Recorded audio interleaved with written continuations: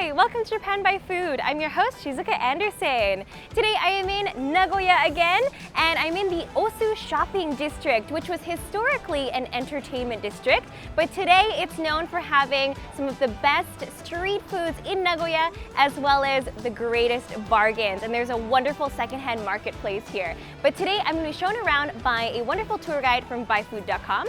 So let's go meet her.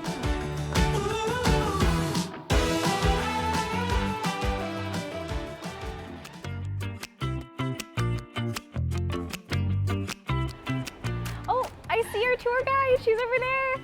Hi. Hi. It's so nice to meet you. Nice to meet you too. Thanks for being with us today. Oh, thank you. I'm Lena, by the way. I'm from Germany. I've been living here in Nagoya for 3 years. I like to show people that Nagoya is really not boring. We try to tell the world how exciting and amazing a spot Nagoya is. And I hope I will be able to show you today through the food culture and here in the Osu Shotengai. I'm super excited and I'm ready to learn all about Osu. Okay, let's go. Let's go! What a nice place. There's so many shops here. Yeah, so this is a bi-monthly antique market, so you're super lucky to see it today. Very lucky, wow. They sell Japanese antiques. It's really fun to look at and get some nice bargains. That is beautiful. I've actually never seen a teacup with a lid on it. Wow, I would use that. This would be so nice to have at home. So in some areas, you should not bargain in Japan. That's true, but here it's okay. It's okay. Yes. That's amazing. So it really is a bargain paradise if that's what you're looking for. Exactly. Nice. A sword stand? I think so. 50 years old. 50 years Wow. old. Katana を乗せるんですか? やっぱり. That is so cool. I never imagined to find like something so historic. I mean, I know these are antiques and things, but like we don't even use katanas anymore, so. Yeah, but you still might want to show them in your house. Maybe. There's some people who collect, so that is really cool. Oh, what a beautiful temple. Yes, so this part of the tour, I usually explain to my guests the difference between a shrine and a temple. Shrines are always Shinto, temples are always Buddhist. Right. A Shinto shrine has always a tori, which is the thing with the two bars on stilts, right? Right. The tori is always for a shrine. Temples have much more elaborate entrance gates, like the one that we can see here, where you can actually go inside and it's guarded by Neo statues and that kind of a thing. So that's always the first sign that you're either at a shrine or at a temple. Gotcha. That's a really good thing to keep in mind. Exactly. And they just started their Buddhist chant. It's super nice, right? I love listening to that. It's very calming, meditative. Yes. Really cool. So we're not going to go pray there today, but there is the shopping street right next door. Time for food. It's time to eat, so let's go eat some food. So what is our first snack for today? Do you want me to get it for you? Yes, please. Okay, wait here. Okay, I'll be surprised.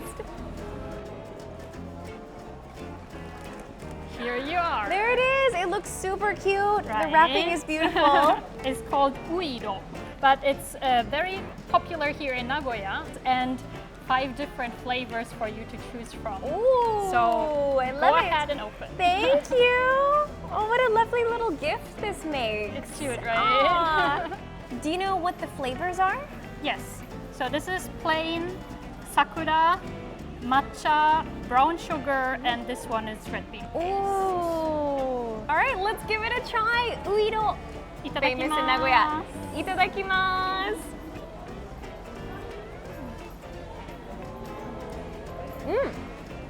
This is really delicious, actually. The flavor is so delicate, barely sweetened, which makes it so easy to eat. And the texture is really chewy. It's similar to mochi, but a little bit jigglier than mochi. It would go great with a cup of tea right now, right? It really would. How is yours, the brown sugar one? I would say it's really similar, but the flavor is just a little bit stronger because it has the brown sugar rather than the white one. Right. The first and only sweet that was sold on the Tokaido Shinkansen when it was opened was Nagoya Uiro. And so that's how people from other regions of Japan, even if they didn't come to Nagoya, they got to try it on the Shinkansen. And that's how it became famous and all over Japan. I love it. So this is a must try when you come to Nagoya. Okay, so we'll finish munching on these and then we have more food to check out. Is that Yes. right? Okay. I would never do any leftovers. Good, okay. This is the next stop that I recommend. It's called Benzaiten, and they are famous for fruit daifuku. Like these. Those look so good. Right? And you get to choose from so many different flavors. Wonderful. There's like grape, watermelon daifuku I've never seen before. I'm This a fan looks of mango, amazing. for example. Mango looks really good, Right. but this looks incredible. It's so Yeah. huge. The Yes. whole fig is in there, so it's super nice. I really want to try this.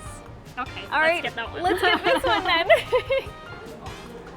Oh, oh, Yes. it cut through, yes. And the big reveal. Chan, chan, chan. Cha-cha-cha. Let's try the fig daifuku. Oh, it's so heavy. It's plump. It's Yeah. a big daifuku, very like hefty. Exactly.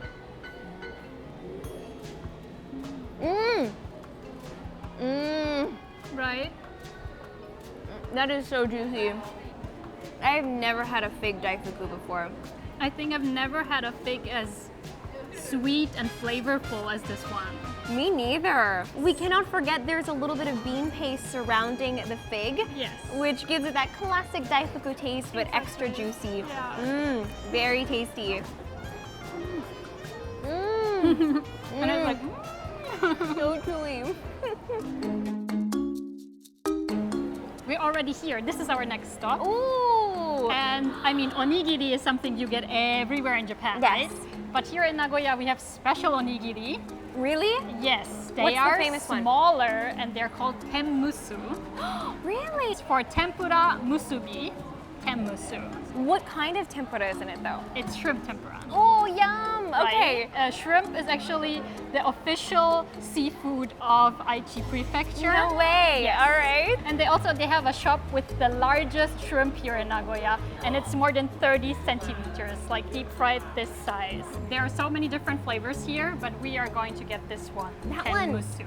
That looks so good. And they're little tiny bite size. Exactly. Perfect. Let's do it. Okay. Well, Tenmusu is not originally from Nagoya. It's from Tsu, which is a city in Mie Prefecture. Oh. And it was invented in a tempura shop. And the husband and wife, they were super busy and they didn't have time to eat lunch. And so the wife just whisked something together that would be easy to eat with ingredients that they already had at hand. And that's how tenmusu was born. And that's why it's so small. So you can just eat it in between working easily. Oh, I love that. It's a nice story. Right. Now let's try the tenmusu. Mmm. Really good. And I think what's interesting about this tempura is it's seasoned. So, Yeah, you know, salty. tempura normally has like you have to dip it in sauce or something. This one has a little bit of like seaweed in it.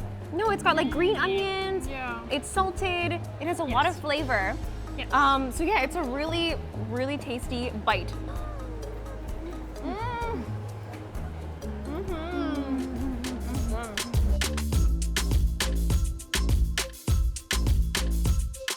So over there, we have liquor off. Liquor off. Do you know book off? Yes. Sell used books. Yes. Here you can sell used sake, used alcohol. Use liquor. Yes. What even? Can you even do that? Is that sanitary? So if you get a really expensive whiskey as a present, but you don't like whiskey, you can just sell it here unopened, and someone who loves whiskey can buy it for a cheaper price.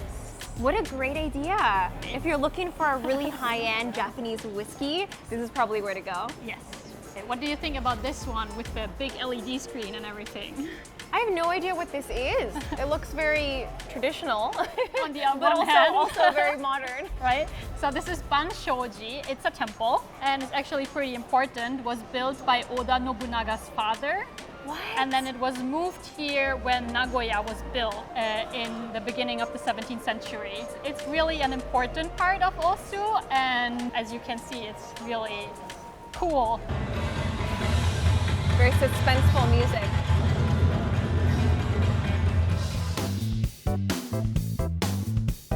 We have arrived at our last food stop. This one here. This one.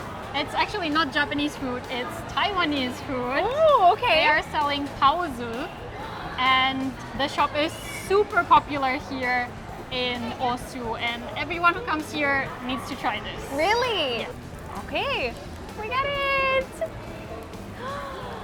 Can you smell it?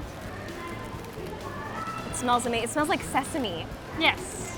And be careful, it's really hot. Really hot. Okay, it feels hot. But I also want to point out how cute the package is. Yes, right? It's so Look happy. at that. It's such a cute bow. So cute. All right, are you ready? I'm ready. Let's do it. Okay.